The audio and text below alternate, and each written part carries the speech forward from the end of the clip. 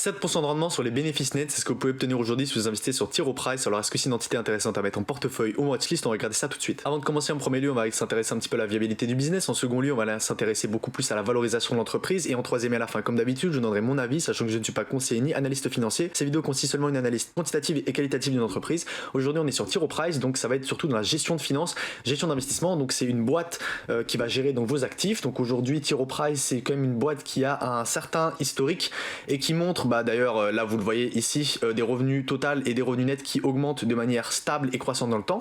Alors il faut faire extrêmement attention parce qu'on est donc dans la gestion, c'est-à-dire que les jours où, enfin les moments où le marché va extrêmement bien se comporter, on va savoir que T. Rowe Price va aussi extrêmement bien se comporter. Là vous l'avez vu par exemple en 2021 en 2020 et 2021, on a eu une explosion de T. Rowe Price et ensuite là on a complètement diminué en 2022 pour aller stabiliser ici et ensuite là en 2023 on a des baisses qu'on va laisser d'expliquer maintenant. Donc on va aller regarder tout de suite notre vue d'ensemble. On est sur une capitalisation à 22 milliards, un rendement du dividende à peu près à 5%. On va aller s'intéresser au compte de résultats.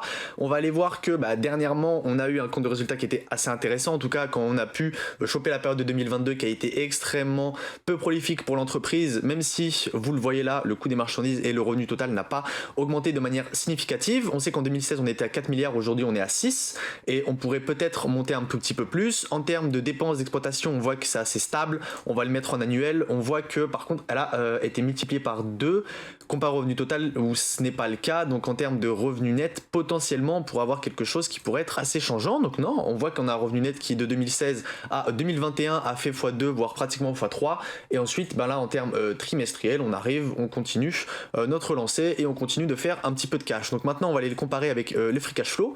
On voit qu'en moyenne les free cash flow sont un tout petit peu plus supérieurs aux bénéfices nets. Alors pourquoi? Je pense qu'on doit avoir un fonds de rendement qui n'est pas du tout négatif. Effectivement, il est tout le temps positif. Pourquoi? Étant donné qu'on ne gère pas de stock en fait, donc forcément notre fonds de roulement il va être positif. Et ce qu'on va avoir, ça sera des variations de compte débiteur et de compte créditeur et après des autres passifs. Alors ça dépend effectivement, parce que je ne sais pas si elle a des participations minoritaires ou pas dans d'autres entreprises. Ça c'est quelque chose qu'il faut aller regarder dans le bilan. Nous maintenant, on va aller s'intéresser effectivement au bilan, au total des avoirs. On est à peu près sur 9,69, donc on a une valorisation qui est quand même assez importante sur T. Rowe Price, c'est-à-dire qu'on évalue que leur potentiel, c'est-à-dire de leur potentiel de stock picker est 2 à 3 fois supérieur à la capitalisation, donc c'est-à-dire au total des actifs qu'ils possèdent, sachant que les actifs ça va surtout être de la liquidité et ensuite je pense qu'en total d'actifs immobilisés, on voit investissement à long terme effectivement. Donc là on a investissement dans des filiales non consolidées et autres investissements, c'est-à-dire que T. Rowe Price a effectivement une extrêmement grosse partie, c'est-à-dire plus de 50% des actifs dans des investissements minoritaires dans certaines boîtes.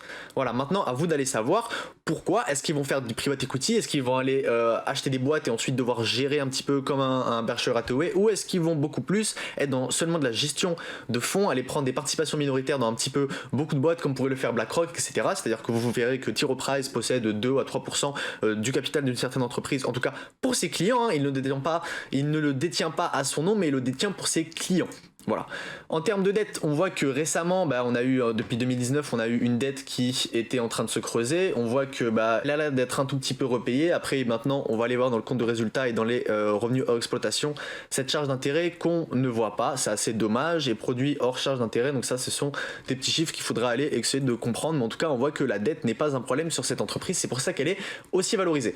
Maintenant, pourquoi est-ce qu'elle a pu perdre? On va aller le mettre en tout cas en year to date. Pourquoi est-ce qu'elle a autant perdu de valeur depuis le début de l'année, sachant que elle a fait cette belle baisse en octobre, donc on a à peu près tous connu, et ensuite elle a fait un joli rebond d'à peu près une quinzaine de pourcents si je me trompe pas. Alors pourquoi, sachant qu'on a vu qu'on avait des bons revenus à chaque fois. Vous voyez qu'ici par exemple quand elle a publié on a eu une augmentation, puis ensuite on a complètement tout reperdu. Ici aussi pareil, vous voyez que c'est des bougies, des gaps haussiers, vous le voyez, des 8%, des 7%, et ensuite on repasse après encore un 7% en plus, vous voyez que c'était quand même assez important, et ensuite on repère tout. Alors pourquoi? Vous le voyez ici, voilà, dividende, on a versé notre dividende, ici on a ici voilà, on a fait notre bénéfice. En termes de surprise, vous voyez que les analystes pensaient être un petit peu plus au-dessus et ça n'a pas été le cas. On voit ici là qu'il y a eu une bonne surprise et pourtant le marché a continué à la punir. Alors pourquoi? Ça, je pense qu'il faudra aller peut-être le regarder dans le cash flow ou sinon dans ce que l'entreprise vous dit, parce que potentiellement là vous voyez, le cash flow il est quand même assez intéressant.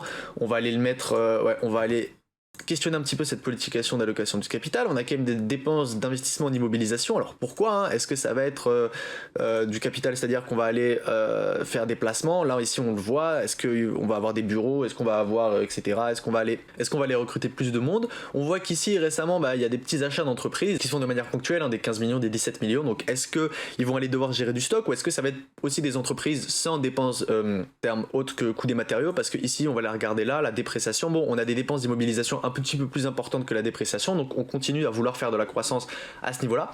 Ensuite, qu'est-ce qu'on va aller faire avec le reste de notre argent? Donc on va aller racheter des actions. On voit qu'elle l'a fait de manière extrêmement forte en 2022 quand elle a connu sa première baisse et maintenant on commence un petit peu à se stabiliser même si elle repart sur de l'achat conséquent. Ensuite on a un total de dividendes qui continue à être versé donc de manière stable, c'est-à-dire qu'on l'augmente aussi, hein, même en 2022 le dividende a été augmenté, là vous le voyez ici. En termes trimestriels on est à 1.22, voilà, on a pu avoir ici en 2021 un dividende spécial parce qu'on avait fait énormément d'argent. Alors est-ce que ça pourrait continuer à être présent? Ça je ne sais pas. En tout cas en termes de ratio de paiement en 2022 on a été quand même sur 71% parce qu'on n'a pas eu la meilleure année de tous les temps, mais le dividende a continué de monter, donc en rendement du dividende par an on était passé à 4,4, même si maintenant on est à 4,91 étant donné que l'action continue de baisser et que le dividende continue de monter. Donc potentiellement aujourd'hui ça pourrait faire un bon rendement du dividende à 5% qui pourrait être assez safe parce que en tout cas aujourd'hui le marché n'a pas de signe de faiblesse ou en tout cas a pas mal monté, donc potentiellement le quatrième trimestre de T. Rowe Price pourrait être extrêmement bon.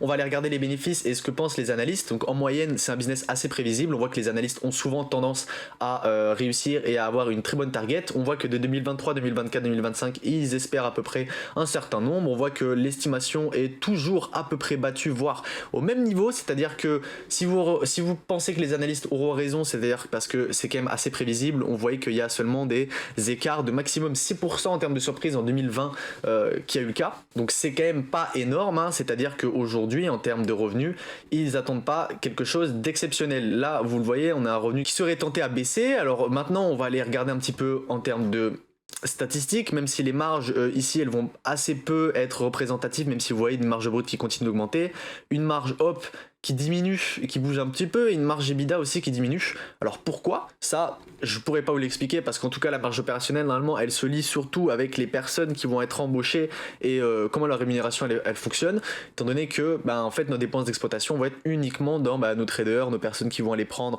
qui vont aller faire des analyses, etc. Les études de marché qu'on va pouvoir aller réaliser par T. Rowe Price. Voilà, et vous voyez qu'en termes de revenus, on est surtout ici, on l'a stabilisé dans un seul type, c'est-à-dire investment advisory fees. Donc on va aller sur le site de T. Rowe Price et voir, voilà, elle a été créée en 1937, 55 countries avec des clients, plus de 7800 associés, et nous dit que voilà, on a assez de, on est surtout dans la confiance en termes d'equity, asset under management 690 milliards, et ça vous le voyez, on ne le voit pas au bilan. C'est-à-dire que certaines personnes pensent que des institutions telles que BlackRock, Vanguard, etc. pourraient avoir un bilan avec des equity aussi importantes, mais ce n'est pas le cas parce que c'est de l'argent détenu par nos clients, donc elles ne rentrent pas dans nos liability, en tout cas dans notre bilan, et donc notre equity est à 690 milliards, et donc c'est avec ça qu'on va faire de l'argent. Ensuite en fixed income on voit que ça, asset under management, c'est-à-dire que c'est toujours la même chose, on voit que donc ça se sépare en fixed income et multi-assets.